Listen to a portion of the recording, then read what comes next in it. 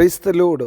വേഗം വരുന്നവനായ നമ്മുടെ കർത്താവായ യേശുക്രിസ്തുവിൻ്റെ നാമത്തിൽ എൻ്റെ സ്നേഹവന്ദനങ്ങളെ ഞാൻ അറിയിക്കുന്നു. 81 സങ്കീർത്തനം 3 വാക്യം. അമാവാസിയിലും നമ്മുടെ ഉത്സവ ദിവസമായ പൗർണമാസിയിലും കാഹളം ഊതുവീൻ. ഇത് ഇസ്രായേലിന് ഒരു ചട്ടവും യാക്കോബിൻ്റെ ദൈവത്തിൻ്റെ പ്രമാണവും ആകുന്നു. ഹല്ലേലൂയ. കാഹളം ഊതുന്നത് ഇസ്രായേലിനൊരു ചട്ടമാണ്. ഹല്ലേലൂയ. ദൈവത്തിൻ്റെ ഹല്ലേലൂയ ഉത്സവ ദിവസങ്ങളിൽ ഇസ്രായേൽ ജനം കാഹളം ഊതും. അത് ദൈവജനത്തിൻ്റെ ചട്ടമാണ്. ഇന്ന് പകൽക്കാലം ഹല്ലേലൂയ നാം കാഹളത്തെ പോലെ ദൈവത്തിൻ്റെ സ്തുതികളെ ഉയർത്തണം. അതും ഇസ്രായേലിന് ചട്ടമാണ്. പഴയ നിയമകാലത്തിൽ കാഹളം ഊതി ദൈവ സാന്നിധ്യത്തെ വിളിച്ചറിയിക്കുമ്പോൾ നാം ഇന്ന് പകൽക്കാലം ചെയ്യേണ്ടത് നമ്മുടെ ശബ്ദം കാഹളത്തെ പോലെ ഉയർത്തണം. ശബ്ദമുയർത്തി ദൈവത്തെ ആരാധിക്കണം. 150 സങ്കീർത്തനത്തിൽ നമ്മൾ ഇങ്ങനെ വായിക്കുന്നു: കാഹളനാദത്തോടെ ദൈവത്തെ സ്തുതിപ്പീൻ, തപ്പിനോടും നൃത്തത്തോടും കൂടെ ദൈവത്തെ സ്തുതിപ്പീൻ. ദൈവത്തെ സ്തുതിക്കുന്നത് ദൈവജനത്തിൻ്റെ ജീവിത ശൈലി അത്രേ. നാം കാഹളം ഉയർത്തുമ്പോൾ ഒന്നാമതായി വിളിച്ചു പറയുന്നത് നമ്മുടെ നടുവിൽ ദൈവസാന്നിധ്യം ഉണ്ടെന്ന. പുറപ്പാട് പുസ്തകം 19:19 13 വാക്യവും 16 വാക്യത്തിലും 20 അധ്യായത്തിലും ഒക്കെ ദൈവസാന്നിധ്യം വിളിച്ചറിയിക്കാൻ ഇസ്രായേൽ മക്കൾ കാഹളം ഊതാറുണ്ട്. ദൈവം ഇസ്രായേലിൻ്റെ നടുവിൽ ഇറങ്ങി വരുമ്പോൾ, ദൈവസാന്നിധ്യം ഇറങ്ങി വരുമ്പോൾ ജനം കാഹളം ഊതും. ഹല്ലേലൂയ. പുരോഹിതന്മാർ കാഹളം ഊതി ദൈവത്തെ സ്തുതിക്കും. ഹല്ലേലൂയ. കാഹളനാദം കേൾക്കുമ്പോൾ ഇസ്രായേലിന് ഒരു കാര്യം ഉറപ്പാ: ഞങ്ങളുടെ നടുവിൽ ദൈവ സാന്നിധ്യമുണ്ട്. ഇന്ന് പകൽക്കാലം നിങ്ങളുടെ ഭവനത്തിൽ ദൈവ സാന്നിധ്യമുണ്ടെങ്കിൽ നിങ്ങൾ കാഹളത്തെ പോലെ ശബ്ദമുയർത്തി ദൈവത്തെ ആരാധിക്കണം. ആരാധനയുടെ ശബ്ദം ഹല്ലേലൂയ നിങ്ങളുടെ വീട്ടിനകത്ത് മുഴങ്ങണം. നിങ്ങൾ ദൈവത്തെ ആത്മാവിലും സത്യത്തിലും ആരാധിക്കുമ്പോൾ നിങ്ങളുടെ ആരാധനമേൽ ദൈവം പ്രസാദിക്കും. നിങ്ങളുടെ സ്തുതികളിൽ മേൽ ദൈവം ഇറങ്ങി വരും. 22 സങ്കീർത്തനം 3 വാക്യത്തിൽ നാം ഇങ്ങനെ വായിക്കുന്നു: ഇസ്രായേലിൻ്റെ സ്തുതികളിൽ വസിക്കുന്ന ദൈവം. പ്രിയരെ, നാം വാ തുറന്ന് ദൈവത്തെ ആരാധിക്കുമ്പോൾ, നാം ദൈവത്തെ സ്തുതിക്കുമ്പോൾ, ആ സ്തുതിയുടെ മേൽ തൻ്റെ സിംഹാസനം വെക്കുന്ന ഒരു ദൈവത്തെയാണ് നാം അബ്ബാ, പിതാവേ എന്ന് വിളിക്കുന്നത്. നിങ്ങളുടെ ഭവനത്തിൽ ദൈവ സാന്നിധ്യമുണ്ടോ? നിങ്ങളുടെ ഭവനത്തിൽ ദൈവത്തെ നിങ്ങൾക്ക് ദർശിക്കാൻ പറ്റുന്നുണ്ടോ? അങ്ങനെയെങ്കിൽ നിങ്ങളുടെ വീട്ടിനകത്ത് സ്തുതിയുടെ ശബ്ദം കാഹളനാദം പോലെ ഉയരണം. കാഹളനാദം പോലെ ദൈവത്തെ തപ്പിനോടും നൃത്തത്തോടും കൂടെ ആരാധിക്കണം. നിങ്ങളുടെ വീട്ടിനകത്ത് ഹല്ലേലൂയയുടെ സ്തുതിഗീതങ്ങൾ ഉയരട്ടെ. നിങ്ങളുടെ വീട് കരച്ചിലിൻ്റെയും പല്ലുകടിയുടെയും സ്ഥലമല്ല, പിന്നെയോ അത് ആരാധനയുടെ ആലയമായി മാറട്ടെ, സ്തുതിയുടെ ഭവനമായി മാറട്ടെ, ദൈവത്തെ മഹത്വപ്പെടുത്തുന്ന ഭവനമായി മാറട്ടെ. ദൈവസാന്നിധ്യമുള്ള വീട്ടിൽ ഉല്ലാസത്തിൻ്റെയും ജയത്തിൻ്റെയും ഘോഷമുണ്ട്. ഇത് കാരണം ദൈവസാന്നിധ്യമുള്ളിടത്ത് സന്തോഷത്തിൻ്റെ പരിപൂർണതയുണ്ട്.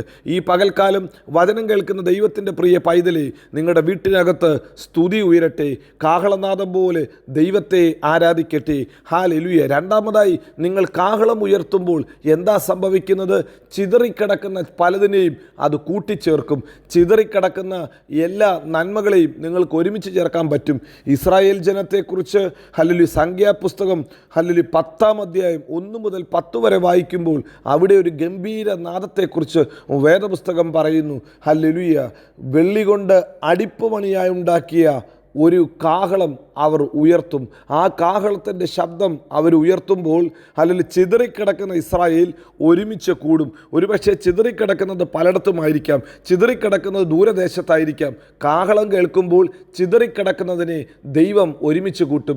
ഈ പകൽക്കാലം ഞാനൊരു ദൂത് പറയട്ടെ: നിങ്ങളുടെ വീട്ടിനകത്ത് സ്തുതിയുണ്ടോ, ആരാധനയുണ്ടോ? ഹല്ലേലൂയ. ശത്രു ചിതറിച്ച് കളഞ്ഞ പല നന്മയും ഒരുമിച്ച് കൂടും. ശത്രു ചിതറിച്ച് കളഞ്ഞ അനുഗ്രഹങ്ങൾ ഒരുമിച്ച് വരും. ശത്രു ചിതറിച്ച് കളഞ്ഞ ബന്ധങ്ങളെ ദൈവം കൂട്ടിച്ചേർക്കും. ഹല്ലേലൂയ.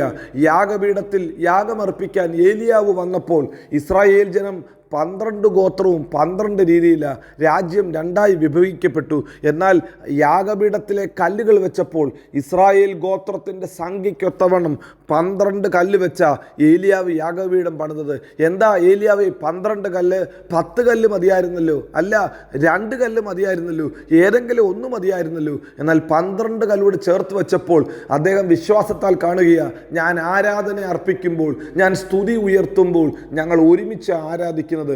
ഞങ്ങൾ ആരാധനയിൽ ഞങ്ങൾ ഒരുമിച്ച് കൂടും, ആരാധനയിൽ ഞങ്ങൾ കൂട്ടിച്ചേർക്കപ്പെടും. ഇന്ന് പകൽക്കാലവും നിൻ്റെ വീട്ടിനകത്ത് ആരാധനയുണ്ടോ, നിൻ്റെ വീട്ടിനകത്ത് സ്തുതിയുണ്ടോ?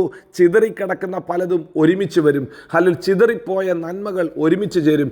ചിതറിപ്പോയ അവസരങ്ങളെ ദൈവം കൂട്ടിച്ചേർക്കും.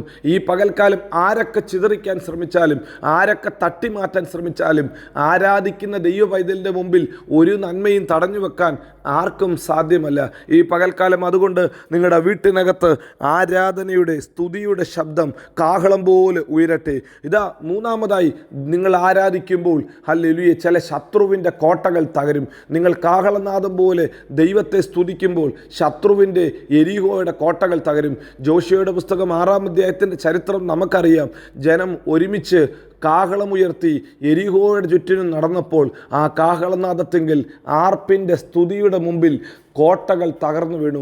ഈ പകൽക്കാലവും നമുക്ക് ഹല്ലേലൂയ ദൈവത്തെ വാ തുറന്ന് ആരാധിക്കാം, ദൈവത്തെ സ്തുതിക്കാം. ദൈവത്തെ സ്തുതിക്കുമ്പോൾ, ദൈവത്തെ കാഹളനാദം പോലെ ആരാധിക്കുമ്പോൾ, ഹല്ലേലൂയ കാഹളത്തിൻ്റെ നാദം ഉയർത്തുമ്പോൾ സംഭവിക്കുന്ന 3 കാര്യങ്ങൾ നമ്മൾ ചിന്തിച്ചു. 1, ദൈവ സാന്നിധ്യം കൊണ്ട് നിങ്ങളുടെ വീട് നിറയും. 2, ചിതറിപ്പോയ നന്മകളെ ദൈവം കൂട്ടിച്ചേർക്കും. 3, ശത്രുവിൻ്റെ കോട്ടകളെ ദൈവം തകർക്കും. ഇന്ന് പകൽക്കാലവും നമുക്കും അതരം തുറന്ന് ദൈവത്തെ ആരാധിക്കാം, സ്തുതി ഉയർത്തി ദൈവത്തെ മഹത്വപ്പെടുത്താം. അവൻ വിശ്വസ്തൻ, വാക്കുമാറാത്തവൻ. അവൻ നമ്മെ എല്ലായിടത്തും എല്ലായ്പ്പോഴും ക്രിസ്തയേശുവിൽ ജയോത്സവമാക്കി നടത്തും. God bless you. Amin, Amin.